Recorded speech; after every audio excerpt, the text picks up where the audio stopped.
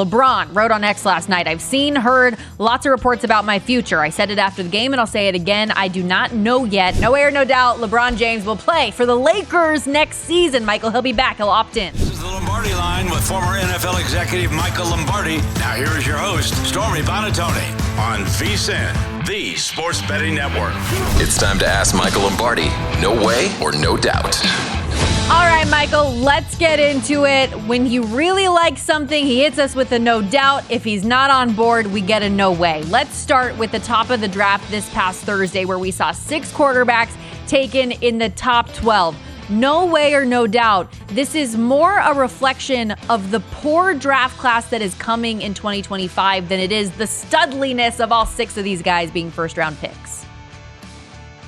No doubt. No doubt it is. Because I think at the end of the day, we know history tells us. I mean, JVT was saying this, and he wasn't believing there were going to be 5 drafted because history says that go back to 1983 that 5 were drafted and 2 of them were successful and 3 didn't. Mm-hmm. So there's history on your side. And I think ultimately because of that, because there isn't always that, there's an issue. And I think the quarterbacking position in college, we're moving a little bit away from the RPO game in the pro level, and it hasn't quite moved that way in the college level. And so it's a little bit of a cluster that they're trying to sort their way through. But no doubt that the next year's quarterback class may not be as productive as this one. No question about it. We talked a lot off the start of the show about the Philadelphia 76ers. I think you'll like this one. No way or no doubt, Michael. Tyrese Maxey is the most important player on this 76ers squad. No F doubt. There's no question, right? This is a no F doubt. Now, you get higher than that. This is more than a no doubt. This is a no F doubt. I can't say the word. No doubt. I love it. Yeah, it's an up. We have very few no F, but I think it's very clear. He's everything you want in a leader. He works hard. He's demanding. He doesn't do it in an offensive way. Right, he just plays his game. The other thing about him is he doesn't force the game either. Mm-hmm. He doesn't force the game either, and his teammates, you could just feel the respect they have for him because, like he said after that game yesterday, I put the work in. Like he puts the work in. I remember after his rookie year, he said, "I'm going to take a week off and get right back at it." And Doc Rivers was saying, "No, you want to take more rest." Now this kid is he's talented. With an overachiever mindset. That combination is deadly. Put the team on his back and a dagger in the chest of the Knicks, who now have to go back to Philly as a 3.5-point dog. 76ers with an opportunity to tie the series up at 3-3. They are currently 3-1 to come all the way back from down 3-1. We'll see if they can get it done. That? Would you bet that? Well, Michael, I tried to talk you into the plus 650 that was available yesterday. That number now cut in half, so I don't know anymore.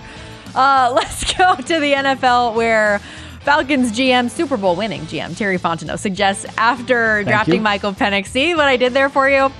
He suggested that he could sit for a long time, telling reporters, if you believe in a quarterback, you have to take him, and if he sits 4 or 5 years, that's a great problem to have because we're doing so well at the position. No way or no doubt, Michael, Kirk Cousins will play through the entire 4-year deal with the Falcons. No way. Because it's really a 3-year deal. Okay? It's a 3-year deal that has outs in it. Now, he will leave lingering bonus away. And I think the question is, if he plays 3 years and they don't win, it's not successful. This was a non-successful pick. Because again, everybody's losing sight of the problem. It's the same thing with the Montez Sweat thing. Like, Ryan Poles chose to trade for Sweat. He could have signed him with a lot of money, and he has a ton of cap room, and nobody was going to lose it, but he gave up a really huge pick. Super Bowl winning GM Terry Fontenot gave up a valuable pick when he could have just picked him anyway and not spent $100 million. He could have put $100 million into his defense. So this isn't about who's the better. This isn't about a talent evaluation. This is about a team building evaluation and how to maximize your assets the best. And this has failed miserably by Super Bowl winning GM Terry Fontenot. You're not going to get an argument out of me. Back to the NBA. LeBron wrote on X last night, I've seen, heard lots of reports about my future. I said it after the game and I'll say it again. I do not know yet, as I am only thinking about spending time with my family and friends. When I know after speaking with the fam, my counsel, as well as my representation about it, then you guys will know. Until then, shh emoji. No way or no doubt, LeBron James will play for the Lakers next season. Michael, he'll be back. He'll opt in. Well, I just did Bill Simmons' podcast today with the great Tate Frazier. And Bill Simmons, who's obviously, I asked him that question. I said, do you think the 76ers could make a play for LeBron and obviously draft Bronny? And his answer was no, he really thinks that he wants to stay in Los Angeles. He's building a big home, yada, yada, yada. And then I'm reading on Twitter where it's expected that Darvin Ham is going to get fired and that LeBron wants J.J. Redick to be the head coach. So I would say, no doubt, LeBron plays for the Lakers next year. I don't see how it works, but, you know, for LeBron to sit there and say he hasn't decided is a little bit taking us as being stupid, right? Like, we know he wants to play, and he knows the landscape of the league, and he's played general manager more than Will Hill's been the general manager of the Lakers. I mean, he's played GM quite a bit. So, like, don't tell us that. You're going to play. You want to play with your son. If the Lakers take Bronny and his 4.5 average per game at USC last year, good. Go ahead. We'll see what the team looks like as it moves forward. But I think Darvin Ham is going to be the problem here, and he's going to be gone. And if the reports are accurate that he wants J.J. Redick, we'll see a coaching change. Yeah, and Michael, you're right. He loves L.A., and he loves being part of the news cycle. That's why we're talking about it.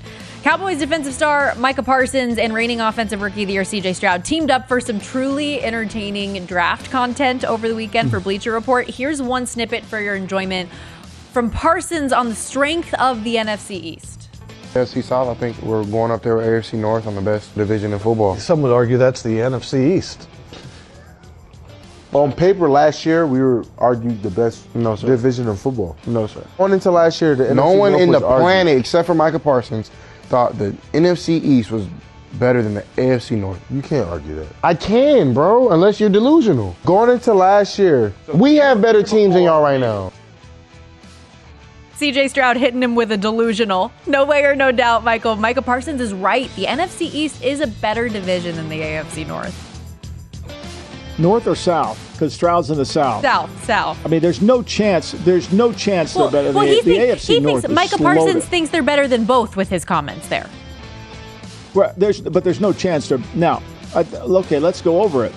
The AFC South has Houston, good team, right? So let's say Houston. I don't think Houston's as good as Philly. So let's give the East there. Dallas is better than Indy, I think. I think that's fair to say that, right? Dallas is better than Tennessee, and Dallas is better than Tennessee, Indy. Who am I missing here, Stormy? The South. I'm missing one team there. Jacksonville. I think Dallas is better than those three. But the Giants and Washington aren't better than Jacksonville. The Giants and Washington aren't better than Tennessee, are better than Indy. So I would say 3-2 in favor of the AFC South. Well, like what C.J. Stroud's argument there is that he's like, I think that the AFC South is contending with the AFC North as the best division in football. And Parsons is saying, it's the NFC East. What are you talking about? The NFC East, like on paper, going into last year, we were the best. What are we talking about here? If C.J. Stroud scored low on the, whatever the S2 cognition test is, like, let me see what Micah Parsons scored on that. Like, I love C.J. Stroud's delusional comment. That was too good. Last one here real quickly. No way or no doubt, Michael. Tom Brady's Netflix roast will be must-see TV.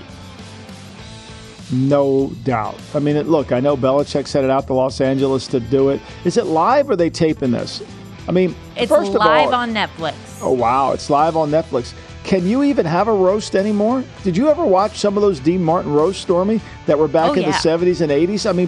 I mean, they're not politically correct. You couldn't get away with it. There's no chance you could say some of that. So I don't know what a roast is in this era today. No, I really Michael, don't. they're still freaking terrible. Like, I used to watch those Dean Martin ones. My dad had them all on VHS, so I'd watch those all the time. And I've seen plenty of the new age roasts as well. They go in. They say everything wrong, inappropriate, morally bankrupt. It's hysterical. And so I am so curious to hear what Bill Belichick has to say, what Julian Edelman has to say. There are some studs that are going to be on this panel, as well as the comedian. So I agree. No doubt about it. Must see TV.